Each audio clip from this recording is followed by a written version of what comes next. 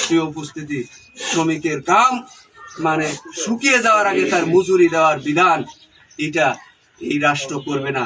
করতে হবে ইসলামিক শ্রম বিধানের মাধ্যমে। এই সমাজে যারা মুত্তাকি তারাই সমাজে এই রাষ্ট্রীয় পর্যায়ে যায় তারা এই ইসলামের শ্রমবিধান বাস্তবায়ন করতে পারবে। আপনারা চান না? তাহলে আগামী দিনে এই সমাজে এমন একটা সমাজ ব্যবস্থা দেখতে চাই যেখানে শ্রম নীতি বাস্তবায়ন হবে। রাস্তায় এরকম ব্যারিকেড দিয়ে মানুষের গণভোগান্তি তৈরি করবে না।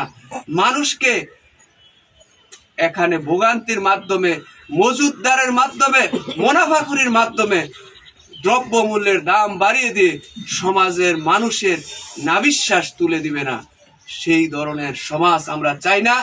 আমরা সমাজ যদি চেয়ে থাকি তাহলে সেই সমাজে ইসলামী শ্রমবিধান বাস্তবায়নের জন্য আমাদেরকে ভূমিকা রাখতে হবে।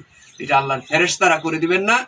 আপনাদের সামনে যারা বসে আছেন, যিনি সমাজের নেতৃত্ব, সমাজের যিনি আপনার সমাজের রাষ্ট্রীয় সমাজের ড্রাইভিং হুইলে মানে সমাজের নেতৃত্বে যিনি বসবেন, ওই ধরনের যোগ্য আল্লাহ ভীরু খোদা ভীরু লোককে আপনারা